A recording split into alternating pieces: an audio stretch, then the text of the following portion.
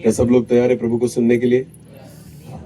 एक छोटी सी प्रार्थना करें और सीधा हम वचन की ओर जाएं। अपनी आंखों को बंद करें। सर्वशक्तिमान जीवित पिता प्रभु जी, हम आपको धन्यवाद देते हैं, आपकी स्तुति प्रशंसा करते हैं कि एक सुंदर समय और सुंदर अवसर आपने हमें दिया कि हम आपके चरणों में आए, आपकी आराधना करें, आपकी स्तुति करें। प्रभु जी, ये वो अवसर है, ये वो समय है कि हम आपकी आवाज को सुने पिता। प्रभु जी, आप हमसे बात करें पिता। हाँ प्रभु, मैं प्रार्थना करता हूँ केवल आवाज मेरी हो, शब्द आपके हो, आप बोले और हम सुने, ऐसा होने दीजिए। मैं घटूं और आप ही बढ़े और आपके पवित्र नाम की महिमा हो। पवित्र आत्मा से मुझे और जितने लोग सुनेंगे हर एक व्यक्ति को आप नियंत्रित करें। हमें समझ दीजिए पिता कि हम आपके वचनों को समझ पाए।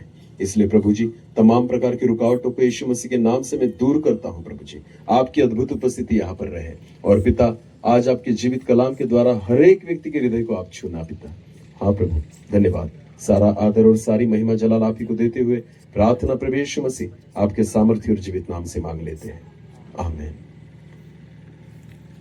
चलो हम परमेश्वर के वचन की ओर जाए। एक वचन को हम निकालेंगे, सबोपदेशक की पुस्तक उसका 3रा अध्याय। सबोपदेशक की पुस्तक उसका 3रा अध्याय।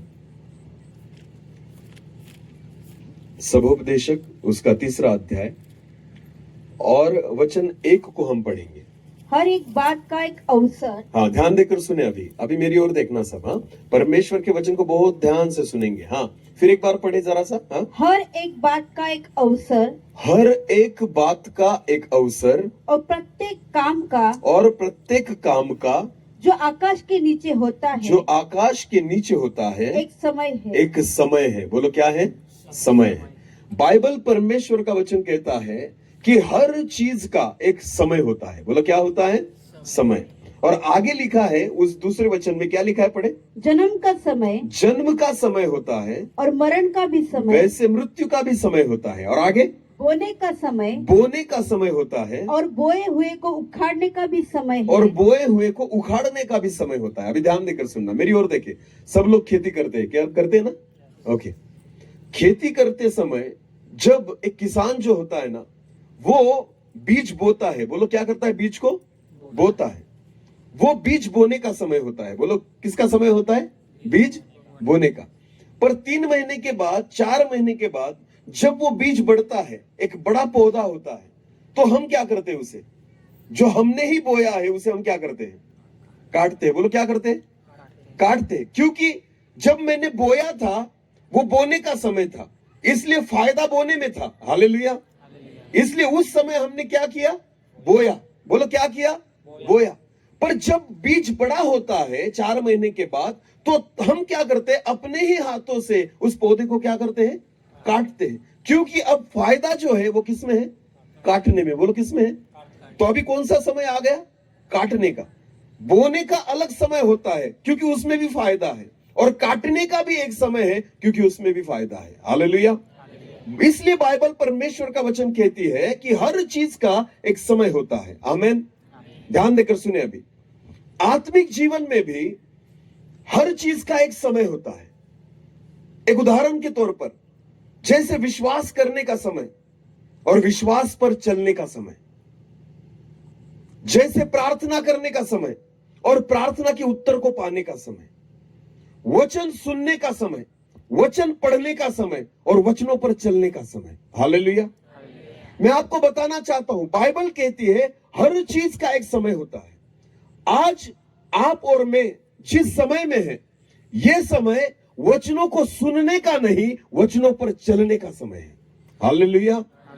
आज तक हमने बहुत वचनों को सुना, आज तक हमने बहुत बाइबल को पढ़ा, बहुत प्रचारकों को सुना, पर आपको पता है, आप और मैं इन दिनों में उस कगार पर खड़े हैं कि इन दिनों में वचन सुनने का नहीं, वचनों पर चलने का समय आ गया है। हालेलुया। हालेलुया। इसलिए ना ध्यान देकर सुने, बहुत बार हमारी आत्मिक उन्नति नहीं हो पाती क्योंकि हम समय को नहीं पहचानते। बहुत बार हम आत्मिक जीवन में नहीं बढ़ते क्योंकि हम समय को नहीं पहचानते।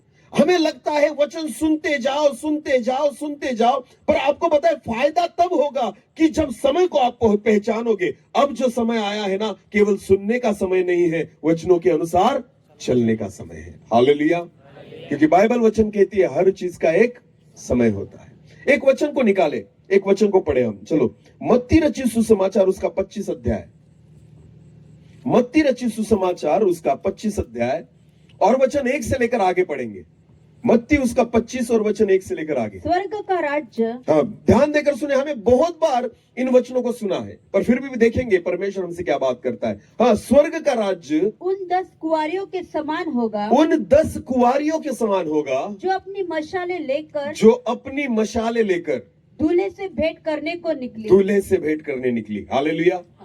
बचपन से सुनते आए इन बातों को, ध्यान देकर सुने कि 10 कुंवारियां थी और 10 कुंवारी जो थी वो 10 मशालों को लेकर दूल्हे से मिलने निकली। हालेलुया।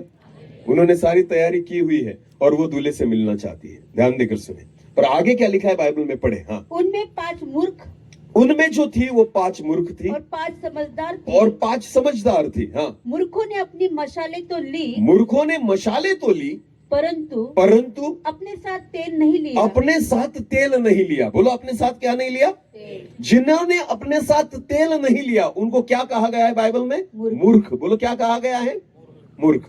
ध्यान देकर सुने, तेल की जरूरत, जो कुप्पी में तेल लिया था ना, जो सियानी थी उन्होंने, वो तेल की जरूरत उनको तब नहीं थी, फिर भी लिया था। हालेलुया। फिर भी उन्होंने कुप्पी में क्या कर लिया था? भर लिया था। और जो मूर्ख थी ना, उनको लगा अब जरूरत नहीं है, क्योंकि दिया क्या कर रहा है? जल रहा है। हमारा दिया क्या कर रहा है? तो हमें दूसरे तेल की जरूरत नहीं, इतना काफी है। हालेलुया। मूर्ख किसे कहते हैं पता है? जिनको लगता है बस इतनी प्रार्थना काफी है, जिनको लगता है बस एक रविवार में चले गए ना मीटिंग के लिए, 2 घंटे की मीटिंग काफी है। लोगों को लगता है बस मैं खुद बाइबल पढ़ लेता हूं ना, उतना काफी है। लोगों को नहीं लगता, कुछ लोगों को, कि मैं मीटिंग में जाऊं। क्यों जाऊं? उनको लगता है मुझे भी पता है, मैं क्यों जाकर वहां पर सुनूं। पर आपको पता है काम आएगा। बोलो क्या आएगा? कुप्पी का तेल एक दिन आपके काम आएगा। हालेलुया। जिन लोगों को ऐसा लगता है ना कि इतना ही काफी है, ध्यान देकर सुने, आप बाद में पछताओगे। वो मूर्ख स्त्रियां जो थी ना, उनको लगता था जितना दिए में तेल है उतना ही काफी है, उन्होंने कुप्पी में नहीं लिया। पर जो सियानी थी ना, उन्होंने कुप्पी में भी भर लिया। हालेलुया। भले अभी जरूरत हो न हो, हमें क्या करना है? भरना है। बोलो क्या करना है? परमेश्वर ने हमें इन दिनों में क्या किया है पता है आपको? बहुत सारा तेल उंडेल दिया है। हालेलुया। तो जो लोग मीटिंग्स करते हैं, वचनों को सुनते हैं ना, अलग अलग प्रचार सभाओं में जाते हैं ना, वो इन दिनों में क्या कर रहे हैं पता है? कुप्पी में तेल को भर रहे हैं। बोलो कुप्पी में तेल को भर रहे हैं। भले जरूरत पड़े ना पड़े, फिर भी हम क्या कर रहे हैं? भर रहे हैं। हाँ, दिन रात यूट्यूब पर भी हम वचनों को सुनते हैं। कुप्पी में तेल को क्या किया जा रहा है? भरा। एक दिन काम आएगा। बोले एक दिन क्या आएगा? काम आएगा। भले आज आपको पता नहीं चलेगा, पर एक दिन आएगा, ये कुप्पी का तेल आपके काम आएगा। हालेलुया। जब वचन का अकाल पड़ेगा ना, तो यही कुप्पी का तेल आपके काम आएगा। हालेलुया। जब प्रचार सभाएं बंद हो जाएगी ना, यही कुप्पी का तेल आपके काम आएगा। पर ध्यान देकर सुने, कुप्पी में भर के रखना। आमेन। हाँ, अगर आपको लगे कि मुझे कोई जरूरत नहीं है, तो पछताओगे, जैसे वो मूर्ख कुमारी अभी पछताई थी। बाइबल कहती है कि 5 लोगों ने तेल लिया और 5 लोगों ने नहीं लिया। आगे पढ़े क्या हुआ? हाँ, जब दूल्हे के आने में देर हुई, जब दूल्हे के आने में देर हुई, तो वे सब ऊँघने लगी, वे सो गई, ऊँघने लगी। आधी रात को धूम मची, और अचानक आधी रात को धूम मची, देखो दूल्हा आ रहा है, और दूल्हा यीशु आ रहा है, उससे भेंट करने के लिए चलो। और चलो उसको भेंट करने के लिए। आगे पढ़े। तब वे सब कुंवारियां उठकर अपनी मशालें ठीक करने लगी। बाइबल कहती है जब दूल्हा नजदीक था, दूल्हा आ गया था, तो उन्होंने अपनी मशाले ठीक करना शुरू किया। बोलो क्या करना? ठीक करना शुरू किया। मशाले। बोलो क्या करना? मशाले। ध्यान देकर सुने, उन्होंने अपनी मशालों को ठीक करना शुरू किया। आगे बढ़े क्या हुआ? और मूर्खों ने समझदारों से कहा, हाँ, अपने तेल में से कुछ हमें भी दो, हाँ, क्योंकि हमारी मशालें बुझी जा रही इसका है। मतलब ऐसा होता है कि देर रात हो गई है, अब सारी 10 की 10 मशाले क्या होने लग गई है? बुझने। बोलो क्या लग गई है? बुझने। इसलिए 5 मूर्ख जो थी ना, वो सियानी के पास आई क्या मांगने के लिए? तेल। क्योंकि हमारी मशाले क्या होने लग गई? तो इसका मतलब ऐसा नहीं होता कि सियानों की जी मशाले थी वो नहीं बुझेगी, वो भी तो बुझने लग गई थी, पर उनके पास क्या था? तेल। बोलो उनके पास क्या था? ध्यान देकर सुने, जब वक्त बढ़ जाता है, दिन बीत जाते हैं ना, तो विश्वास की मशाले ना क्या होने लग जाती है? धीरे धीरे बुझने लगती है। बोलो क्या होती है? हमारे लोग ऐसी गवाही देते हैं, जब पहले दिनों में सेवा शुरू हुई थी ना, तो हर प्रार्थना परमेश्वर सुनता था, बड़े चमत्कार होते थे। अरे हम प्रार्थना करते थे, हाथ रखते थे ना, बड़े बड़े रोग दूर हो जाते थे, भूत निकल जाते थे। आज नहीं होता, आजकल नहीं होता। क्यों? मशाले बुझने लगी है। बोलो मशाले बुझने लगी है। सोचो ना जरा, जो पहली सेवा थी वो अद्भुत थी, तब गाड़ी नहीं थी, तब हमारे पास मोबाइल नहीं था, तब हमारे पास संसाधन नहीं थे, ऐसी बड़ी मीटिंग्स नहीं होती थी, इतना बड़ा तामझाम नहीं रहता था। आपको पता है, ऐसे कंदील लेकर, लालटेन लेकर वहां पर निकलते थे, फिर भी खुदा अद्भुत कामों को करता था। हालेलुया। पर आज सारा तामझाम है हमारे पास, सारा डेकोरेशन है हमारे पास, सारी चीजें हैं हमारे पास, पर काम नहीं होता। इसका मतलब मशाले बुझ रही है। बोलो मशाले बुझ रही है। हालेलुया। मशाले बुझती है। ध्यान देकर सुने, जब वक्त बीत जाता है, दिन बीत जाते हैं ना, हमारा विश्वास कम होने लगता है, हमारा विश्वास बुझने लगता है। ये 10 की 10 कुंवारियों का विश्वास जो था ना, क्या होने लग गया था? बुझने लग गया था। बोलो क्या होने लग गया था? तो 5 जो सियानी थी, उन्होंने क्या किया उस समय? बोलो क्या किया? उनके पास क्या था? कुप्पी में तेल। तो क्या किया होगा उन्होंने? जब उनकी मशालें बुझने लगी ना, तो उन्होंने उस कुप्पी के तेल को लिया और किस में डाला? अपनी मशालों में। क्यों? क्योंकि बुझता हुआ विश्वास फिर एक बार बढ़ जाए। Hallelujah, hallelujah. ध्यान देकर सुने, ये वो समय है जिस समय में आप हो ना, ये समय जिन वचनों को आज तक आपने सुना है ना, उन वचनों को अपने जीवन में उतार लो कि आपका बुझता हुआ विश्वास फिर एक बार जलने लगे। Hallelujah, hallelujah.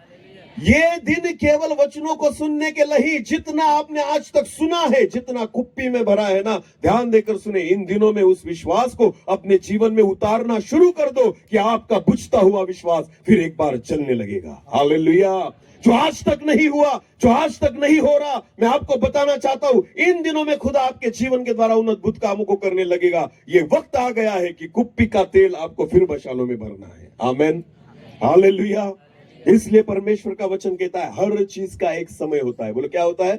समय होता है। ये वो समय है कि बुझती हुई मशालों को हमें फिर जलाना है। आमेन। जितना आज तक वचन सुना है ना, उसको अपने जीवन में उतारना है। बोलो अपने जीवन में क्या करना है? उतारना है। तभी जाकर मशाले फिर एक बार जलेगी। हालेलुया। जो चिन्ह और चमत्कार, जो अद्भुत काम बीते दिनों में हुए थे ना, मैं आपको बताना चाहता हूं, इन अंत के दिनों में खुदा उससे भी बड़े कामों को करेगा। हालेलुया। पर उसके लिए चाहिए तेल। बोलो उसके लिए चाहिए, जो हमारे पास ऑलरेडी है, पर हम डालते, हमको इसको इस्तेमाल करते। वचन बहुत सारा पड़ा है हम में, पर आपको बताएं, उन वचनों को हम इस्तेमाल नहीं करते, उन वचनों पर हम भरोसा नहीं करते। पर हम समय आ गया है, केवल वचनों को भर के न रखे, उस वचनों को अपने जीवन में उतारे कि फिर एक बार मशाले जलने लग जाए। आमेन, हालेलुया। एक वचन को पढ़ना जरा, प्रेरितों के काम निकाले, प्रेरितों के काम, प्रेरितों के काम और उसका 14 अध्याय 14 और वचन 8 से लेकर आगे पढ़ेंगे। हाँ, प्रेरितों उसका 14 और वचन 8 से लेकर आगे। लुस्रा में एक मनुष्य बैठा था। हाँ, बाइबल ऐसा कहती है कि पौलुस एक जगह पर गया था सेवा के लिए। लुस्र नाम का एक गांव था, वहां पर पौलुस गया है, और वहां पर क्या हुआ उसके बारे में लिखा गया है। फिर एक बार पढ़े उस वचन को। लुस्रा में एक मनुष्य बैठा था। लुस्रा में एक मनुष्य बैठा हुआ था, जो पाँव का निर्बल था, जो पाँव से निर्बल यानी लंगड़ा था। वह जन्म से ही लंगड़ा था। वो जन्म से लंगड़ा था, बाइबल कहती है। ध्यान देकर सुने, एक ऐसा व्यक्ति वहां पर बैठा हुआ है जो जन्म से लंगड़ा है। आगे पढ़े। वो पौलुस को बातें करते सुन रहा था। वो पौलुस को बातें करते सुन रहा था। ये वचन ना हिंदी में अलग लिखा है। कौन सा वचन था ये? 9 वचन को अगर मराठी किसी के पास है तो पढ़ना, मराठी बाइबल 9 वचन। तो पौलाचे बोलणे ऐकत असे। हाँ, तो पौलाचे बोलने ऐकत असे, सुन रहा था नहीं, वो सुनता था। हालेलुया। वो हर रोज पौलुस के वचनों को सुनता था। आमेन। पौलुस ना बहुत दिनों से था लुस्र में, तो पौलुस रोज वचनों को प्रचार करता था। और ये लंगड़ा व्यक्ति जो जन्म से लंगड़ा था ना, बाइबल कहती है ये रोज पौलुस के वचनों को कान देकर सुनता था। हालेलुया। ये उसकी रोज की प्रक्रिया थी कि पौल आता और ये वचनों को सुनता, पौल प्रचार करता, ये वचनों को सुनता। ये लंगड़े व्यक्ति ने, इस अपंग व्यक्ति ने बहुत दिनों तक पौलुस का वचन सुना था। हालेलुया। ये वचनों को सुनते रहता था। फिर क्या हुआ? आगे पढ़े। हाँ, पौलुस ने उसकी ओर टकटकी लगाकर देखा। पौलुस ने अचानक एक दिन उसके चेहरे की ओर देखा कि उसे चंगा हो जाने का विश्वास है, कि उसके चेहरे पर एक विश्वास नजर आ रहा है। बोलो क्या नजर आ रहा है? विश्वास। कैसा विश्वास? कि मैं क्या हो जाऊंगा? चंगा। अरे ध्यान देकर सुने, उसकी बीमारी छोटी बीमारी नहीं है। आपको पता है उसको बुखार नहीं आया है, वो जन्म से लंगड़ा है। हालेलुया। जन्म से लंगड़ा व्यक्ति, आपको समझ में आ रहा है? ये बहुत बड़ी उसके जीवन में कमतरता है। वो जन्म से कभी चला ही नहीं, उसके पांव में उतना बल है ही नहीं। पर बाइबल कहती है जब पौलुस ने उसको देखा ना तो उसके चेहरे पर क्या दिखाई दे रहा है? विश्वास। बोलो क्या दिखाई दे रहा है?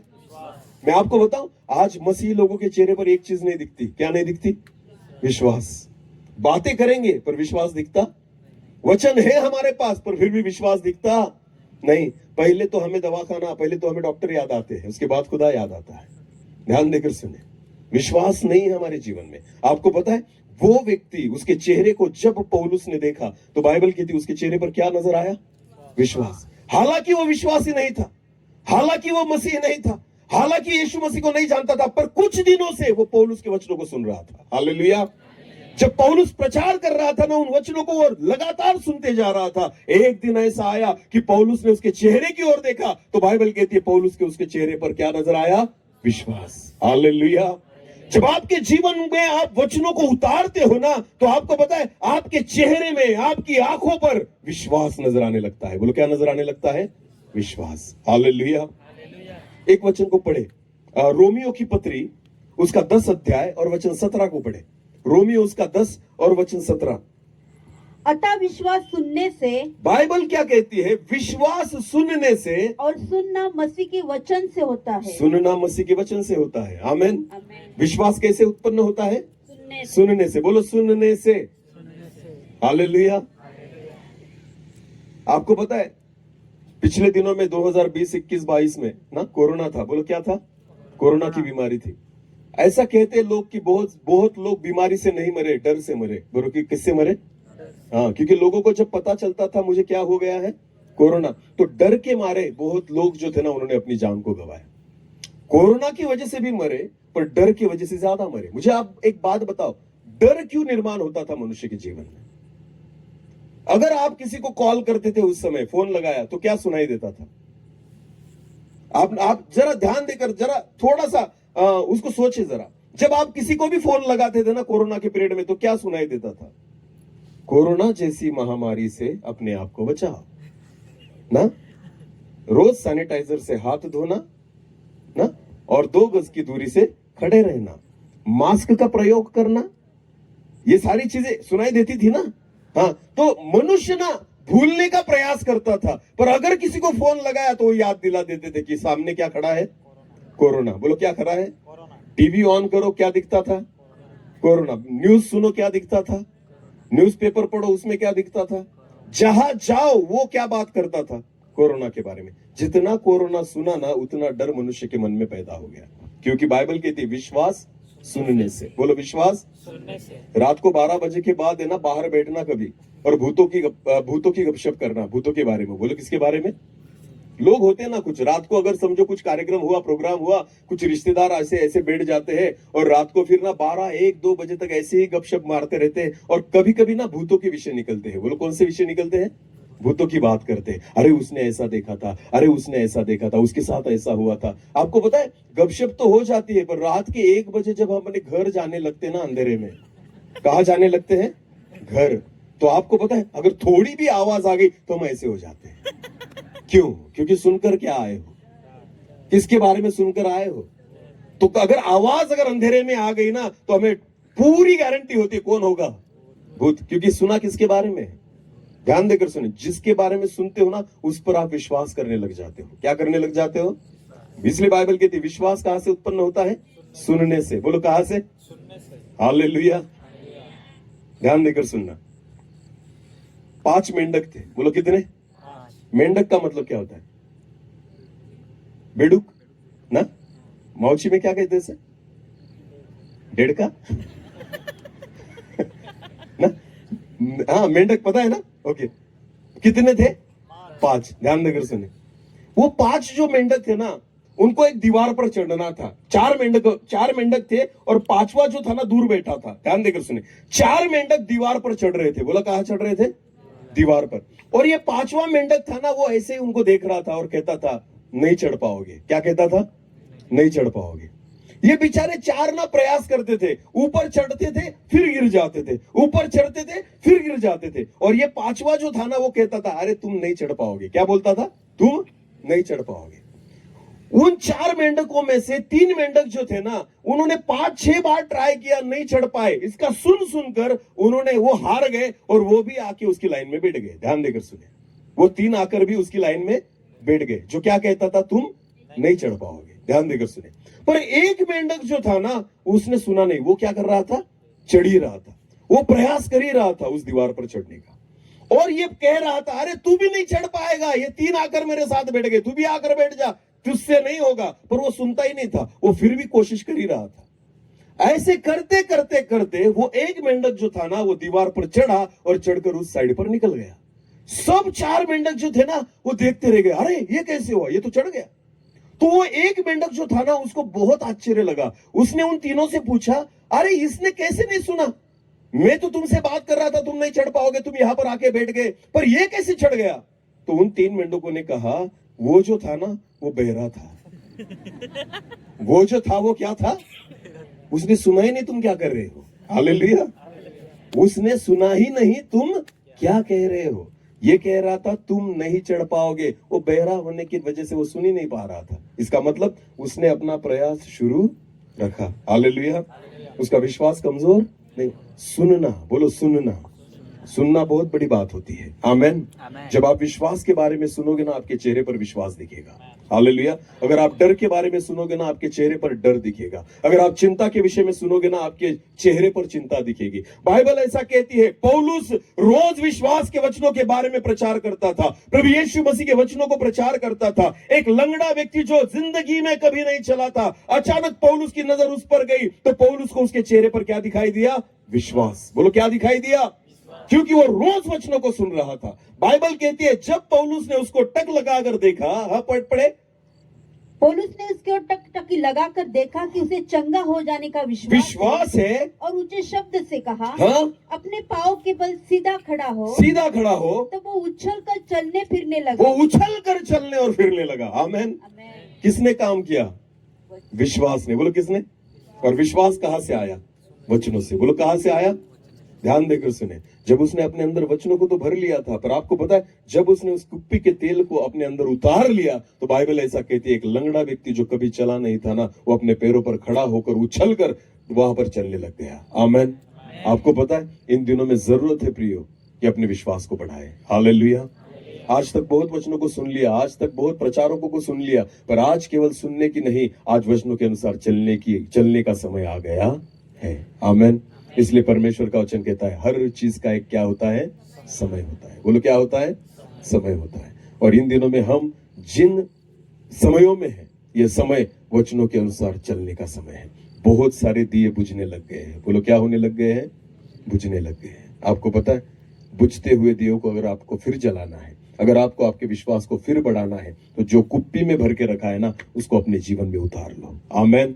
जितने वचनों को सुन के रखा है ना, जितने संदेशों को हमने सुन के रखा है ना, बस अब उन वचनों के अनुसार चलने का दिन आ गए हैं। आमेन। अगर आपने उन वचनों को विश्वास से स्वीकार कर लिया, अपने जीवन में अंगीकार कर लिया, तो मैं आपको बताना चाहता हूं, जो आज तक आपके जीवन में नहीं हुआ, आने वाले दिनों में होते हुए देखेंगे। हालेलुया। परमेश्वर चाहता है उन वचनों को अपने जीवन में उतारे। आमेन। हालेलुया। तो क्या तैयार है वचनों को अपने जीवन में उतारने के लिए? वरना आज तक हम सुन के ही बैठते। एक वचन को पढ़ना जरा सा, भजन संहिता निकाले, उसका 119 अध्याय, भजन संहिता 119 और वचन 25 को पढ़े। भजन संहिता 119 और वचन 25। मैं धूल में पड़ा हूँ। ध्यान देकर सुने। दाऊद कहता है, मैं धूल में पड़ा हूँ, तू अपने वचन के अनुसार मुझको जिला। तू अपने वचन के अनुसार मुझको क्या कर? जिला। हालेलुया। धूल में पड़ा हूँ। दाऊद क्या कहता है? मैं किस में पड़ा हूँ? आपको पता है धूल में कौन सी चीज पड़ी रहती है? धूल में कौन सी चीज पड़ी रहती है? जिंदा आदमी धूल में पड़ा रहेगा? नहीं। तो जो निर्जीव है ना, जिसमें जान नहीं है, वो किस में पड़ी रहती है? वो खुद की धूल को नहीं झाड़ सकती, वो खुद की धूल को नहीं अलग कर सकती। ध्यान देकर सुने। अगर हम जिंदा है ना, अगर थोड़ी भी धूल बैठ जाती है, तो हम क्या करते हैं? साफ कर देते। बोलो क्या करते हैं? साफ करते। दाऊद क्या कहता है? मैं किस में पड़ा हूं? धूल में पड़ा हूं। इसका मतलब क्या है? आत्मिक जीवन मर चुका है। बोला आत्मिक जीवन मर चुका है। वो कहता है, मैं धूल में पड़ा हूं, धूल मुझ पर आकर बैठ रही है, गंदगी मुझ पर आकर बैठ रही है। अगर आप मसीह लोग हो, अगर आप विश्वासी लोग हो, अगर आप पर धूल बैठने लग गई है ना, तो आत्मिक जीवन मर चुका है। ध्यान देकर सुने। एक विश्वासी व्यक्ति के जीवन पर धूल नहीं बैठनी चाहिए। हालेलुया। बहुत सारे लोग समस्याओं में, बहुत सारे लोग निराशा में, बहुत सारे लोग चिंता में, बहुत सारे लोग बीमारी में, विश्वासी लोगों के बारे में बात कर रहा हूं मैं। आपको पता है ये धूल है। ये क्या है? धूल।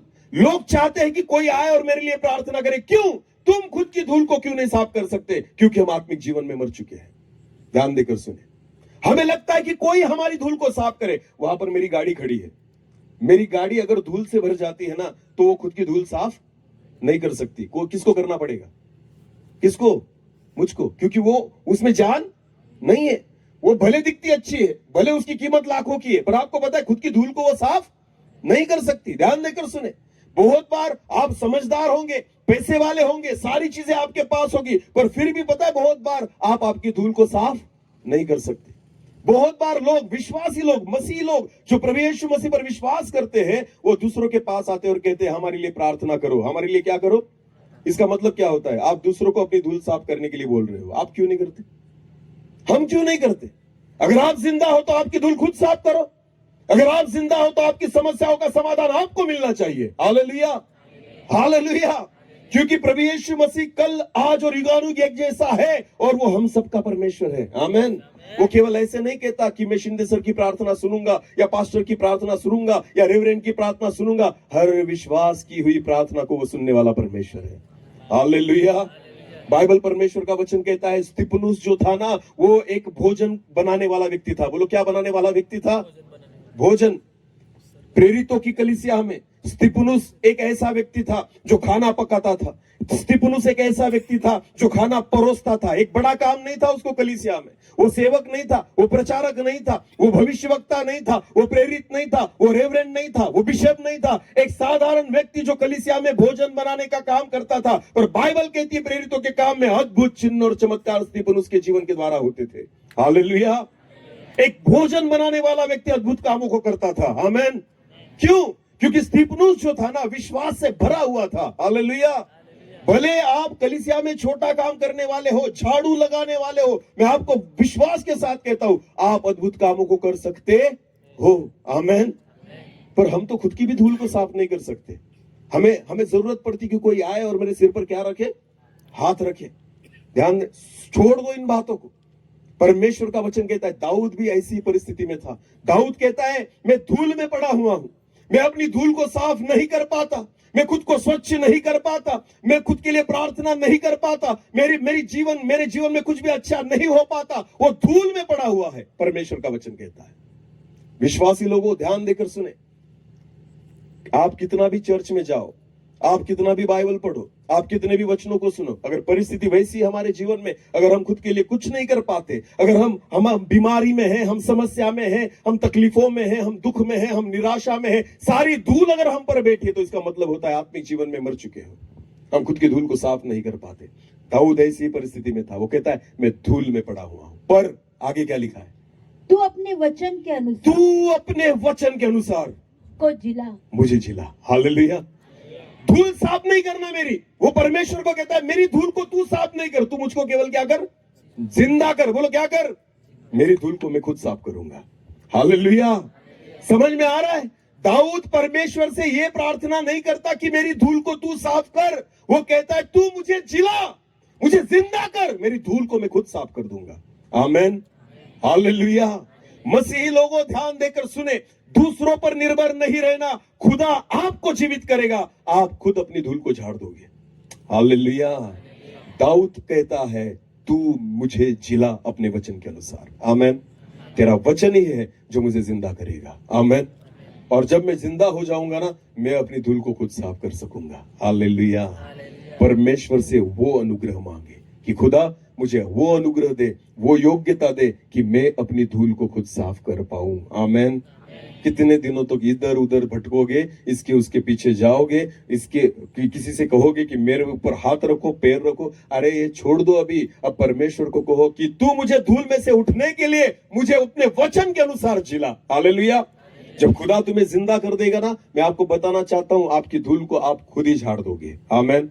अपने आप को आप खुद ही स्वच्छ कर दोगे। परमेश्वर की इच्छा यही है। ध्यान देकर सुने। इसलिए ये दिन वो है कि ये समय वो है कि इन दिनों में केवल सुनना नहीं है, जो सुना हुआ है ना, उन वचनों को काम में लाना है। आमीन। इस्तेमाल करना है, उन वचनों के अनुसार चलना है। ये समय वो आया है कि वचनों के अनुसार चलने का। आमेन। और जब आप वचनों के अनुसार चलोगे, वचन अपने जीवन में भर लोगे, कुप्पी का तेल अपने दिए में भर लोगे, तो दिया फिर एक बार जलने लग जाएगा। आमेन। जो बुझ रहा है विश्वास, वो सारा विश्वास फिर एक बार और बढ़ने लग जाएगा। और जब विश्वास बढ़ता है तो अद्भुत कामों को देखा जाता है। आमेन। हालेलुया। जिसका विश्वास एक बार बढ़ गया ना, वो खुद के लिए नहीं, वो दूसरों के लिए भी आशीष का कारण बनता है। आमेन। बाइबल वचन कहती है, जब पतरस रास्ते पर चलता था ना, तो लोग बीमार लोगों को वहां पर रास्ते पर लाकर रखते थे। हाथ लगाए इसलिए नहीं, केवल पतरस की परछाई उस पर पड़े। बोलो क्या पड़े? परछाई। विश्वास करें, देखो क्या है, क्या चीज थी, कितना अद्भुत काम था उन समयों में कि पतरस हाथ लगाए ऐसा नहीं, केवल पतरस की परछाई उस पर पड़े। इतना लोगों का भरोसा था पतरस की परछाई पर, इतना सामर्थ्य था पतरस में। सोचो, अगर आज हम उसी विश्वास से चले तो खुदा हमारे जीवन के द्वारा भी ऐसे अद्भुत कामों को करने में समर्थ है। Hallelujah, hallelujah. परमेश्वर चाहता है, इसलिए दाऊद फिर एक बार उस वचन को दोहराए जो अभी पढ़ा हो हमने। मैं धूल में पड़ा हूँ, दाऊद कहता है, मैं धूल में पड़ा हूँ, तू अपने वचन के अनुसार मुझको जिला। तू अपने वचन के अनुसार मुझको जिला। आमेन। मैं मेरी धूल से खुद उठ जाऊंगा, मैं इस परिस्थिति में से खुद को हटा लूंगा, मैं अपनी परिस्थिति को खुद बदल लूंगा। प्रभु तू केवल मुझे जिंदा कर। बोलो तू मुझे क्या कर? जिंदा कर। हालेलुया। आत्मिक जीवन में जो जिंदा हो जाता है ना, वो अपनी परिस्थिति को खुद बदलता है। हालेलुया। वो अपनी परिस्थिति को खुद बदलता है, दूसरों की जरूरत नहीं पड़ती बदलने के लिए। आमेन। प्रभु यीशु मसीह चेलों को एक बात हमेशा सिखाता था। आपको पता है एक बार क्या हुआ कि प्रभु यीशु मसीह के पास एक बाप अपने बेटे को लेकर आया जिसको दुष्ट आत्मा लगी थी। बोलो क्या लगी थी? दुष्ट आत्मा। बाइबल ऐसे कहती है, यीशु मसीह वहां पर नहीं था, उसके चेले वहां पर थे। तो वो बाप अपने बेटे को चेलों के पास लेकर आया। बोलो किसके पास लेकर आया? चेलों के पास। और चेलों ने प्रयास किया उसको निकालने का, पर निकला नहीं, निकला नहीं निकला। बहुत प्रयास किया पर नहीं निकला। उसके बाद यीशु मसीह आया। बोलो कौन आया? यीशु आया। यीशु आया तो वो बाप अपने बेटे को यीशु के पास लेकर आया और कहा, हे प्रभु अगर तुझसे होता है तो देख, क्योंकि मैंने तेरे चेलों के पास लाया था पर उनसे नहीं निकला ये भूत। तो यीशु मसीह ने क्या कहा पता है चेलों को? क्या कहा? हे अविश्वासियों, मैं कब तक तुम्हारा सहूं? हालेलुया। मैं कब तक तुम्हारे साथ रहूं? आपको पता है यीशु उनसे कहता है, मैं हमेशा तुम्हारे साथ नहीं रह सकता, खुद को तुम तैयार करो। हालेलुया। हमेशा मैं तुम्हें संगति नहीं दे सकता, तुम अपने आप को तैयार करो कि एक कोई भी परिस्थिति आए ना, तुम खुद अपनी समस्याओं का समाधान निकाल पाओ। Hallelujah, hallelujah. इसलिए दाऊद कहता है, मुझे तू जिला तुझे तेरे वचन के अनुसार। आमेन। ध्यान देकर सुने, इन दिनों में आत्मिक जागृति सभा। बोलो ये कौन सी सभा है? आत्मिक जागृति। जागृति का मतलब क्या होता है? जागना। बोलो क्या होता है? जगाया किसको जाता है? जो सोए हुए हैं। तो कितने लोग सोए हुए हैं? हाथ ऊपर करें। अरे चलो, कितने लोग सोए हुए हैं? हाथ ऊपर करें। तो सभा क्यों रखी? अगर सब जाग ही रहे हैं तो मेरी क्या जरूरत है? किसी को लगता ही नहीं कि मैं सोया हुआ हूं। हाँ, किसी को लगता ही नहीं मुझे जागने की आवश्यकता है। और नाम क्या लिखा है? तो कौन जागेंगे? पत्थर? अरे बोलो ना, ये सभा किसके लिए है बताओ मुझे? अरे बोलो, जोर से बोलो, सभा किसके लिए? इसका मतलब हम खुद लिखते हैं आत्मिक जागृति सभा। इसका मतलब कोई तो भी सोया हुआ है, पर कोई मानने के लिए तैयार कि मैं सोया हुआ हूं। देखो ध्यान देकर सुने, जो सोया होता है ना उसको जगाया जाता है, पर जो ढोंग करके सोया होता है ना उसको नहीं जगाया जाता। समझ में आ रहा है? हाँ, बहुत सारे लोग है ना समझते ही नहीं कि हम सोए हैं। तो जगाओ किसको? ध्यान देकर सुने। लोगों को लगता है वचन मेरे लिए नहीं था, ये तो उसके लिए था। हाँ, वो पापी है, वो गलत है, हाँ वो ऐसा है, वो वैसा है। नहीं, वचन मेरे लिए है। बोलो वचन किसके लिए है? अगर आपके जीवन पर धूल पड़ी है ना तो वचन आपके लिए है। अगर आप समस्याओं में हो ना तो वचन आपके लिए है। अगर आज भी बीमारी आपके जीवन में राज्य करती है ना, वचन आपके लिए है। अगर यीशु मसीह को विश्वास रखने के बावजूद भी आप चिंता, निराशा और दुख में हो ना तो वचन आपके लिए है। अगर धूल आप पर पाई जाती है तो आज का वचन आपके लिए है। हालेलुया। अगर आप आपकी धूल को साफ नहीं कर सकते तो वचन आपके लिए है। अगर आज भी आपको दूसरों की प्रार्थना की जरूरत पड़ती है तो वचन आपके लिए है। अगर आज भी आपका भरोसा यीशु पर नहीं पर तेल की बोतल पर है तो वचन आपके लिए। अगर आज भी आप पानी और तेल पर भरोसा रखते हैं यीशु मसीह से बढ़कर तो वचन आपके लिए है। हालेलुया। आज भी अगर कोई बीमार पड़ता है घर में, हम फोन उठाते हैं और किसी पास्टर को फोन करते हैं कि पास्टर मेरे लिए प्रार्थना करो, तो समझ लेना वचन आपके लिए है, क्योंकि आप आपकी धूल को खुद साफ नहीं कर सकते। हालेलुया। 12 बजे के बाद मैं मेरा मोबाइल साइलेंट कर लेता हूं। जब घर जाता हूं, समझो 2 बजे भी गया ना, मेरा मोबाइल क्या कर लेता हूं, साइलेंट, किसी का नहीं उठाता मैं। ध्यान देकर सुने, लोग है ना 2 बजे भी अगर किसी को कोई तकलीफ हुई ना, तो किसको फोन करते पता है आपको? किसको? पास्टर को। वो सोचते भी नहीं कि पास्टर थका होगा, कहां से आया होगा, नींद हुई या नहीं। वो 2 बजे उनको तकलीफ हो रही ना, डायरेक्ट सीधा फोन घुमाएंगे किसको? पास्टर को। और क्या कहेंगे? पास्टर हमारे लिए क्या करो, प्रार्थना करो। पास्टर बेचारा अपने नींद खोलेगा, ऐसा उठेगा और इनके लिए प्रार्थना करेगा। ध्यान देकर सुने, पास्टर जी मैं आपको बताना चाहता हूं, रात बेरात इनके लिए प्रार्थना नहीं करना। सच बोलता हूं मैं। अगर एक उदाहरण में देना चाहता हूं, जो लोग रात बेरात कभी भी प्रभु के दास को प्रार्थना के लिए फोन करते ना, उन्होंने कान देकर सुनना। अगर आपने इनको रात को 2 बजे प्रार्थना के लिए बुलाया, चर्च में आएंगे? अरे बोलो ना, आएंगे? उनको कभी फोन करके देखना विश्वासियों को कि ब्रदर आज मुझे बहुत आत्मा में लग रहा है कि रात को 2 बजे हम प्रार्थना में बैठे, आ जाओ। तो क्या कहेंगे? नहीं पास्टर, सुबह सुबह खेत में जाना है, दिन भर बहुत थका हुआ हूं, अभी नहीं आ सकता। वो कहेंगे पास्टर पागल हो गया, रात को 2 बजे मुझे बुला रहा है। ध्यान देकर सुने, ये कभी नहीं आएंगे प्रार्थना के लिए, पर ये आपको उठाएंगे कि तुम मेरे लिए क्या करो, प्रार्थना। इसलिए मैं खुद उठता ही नहीं, मैं मोबाइल को साइलेंट कर देता हूं। क्योंकि अगर तुम्हारा फोन नहीं लगा तो पता क्या होता है? खुद प्रार्थना करते हो। बोलो क्या करते हो? खुद प्रार्थना। सच बोलता हूं, जितने भी प्रभु के दास है ना, मोबाइल साइलेंट करके सो। उससे क्या होगा पता है? ये खुद प्रार्थना करना सीखेंगे। हालेलुया। हाँ, तुम उठा लेते हो ना, इसलिए ये प्रार्थना नहीं करते। तुम प्रार्थना कर देते हो ना, इसलिए ये प्रार्थना नहीं करते। आपने अगर प्रार्थना करना बंद कर दिया, ये अपने आप प्रार्थना करना शुरू कर देंगे। बोलो यीशु मसीह की हालेलुया। बहुत शॉर्टकट है अपने पास ना। आओ पास्टर के पास, हाथ रखो और चंगे हो जाओ। अरे नहीं होंगे तुम। ध्यान देकर सुनना, अपनी धूल को खुद साफ करना शुरू कर दो। हालेलुया। और उसके लिए जिंदा होना पड़ेगा। बोलो क्या होना पड़ेगा? जिंदा। हाँ, इसलिए दाऊद कहता है, मैं धूल में पड़ा हूं, तेरे वचन के अनुसार मुझे जिला। आमेन। मुझे धूल से साफ मत कर, मेरी परिस्थिति को तू मत बदल, मैं खुद बदलूंगा, तू मुझे जिंदा कर। आमेन। तू केवल मुझे जिला। हालेलुया। मुझ में जान भर दे तेरे वचनों से। आमेन। आपको पता है वचन हम सभी के पास है, वचन हम सभी के पास। प्रॉब्लम यह है कि हम इस्तेमाल नहीं करते। बोलो क्या नहीं करते? कुप्पी में भर के रखा है। बोलो किस में भर के रखा है? पर अब वक्त आ गया है उसको दिए में डाले। बोलो किस में डाले? मशालों में उसे डाले। हालेलुया।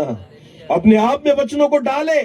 अब तक केवल कुप्पी में भर के रखा है, अब उसे दिल में उतारे। हालेलुया। वचन कहां भर के रखा है? कुप्पी में। बोलो कहां? कुप्पी कहां है? यहां पर ना। सारे वचनों को यहां पर भर के रखा है।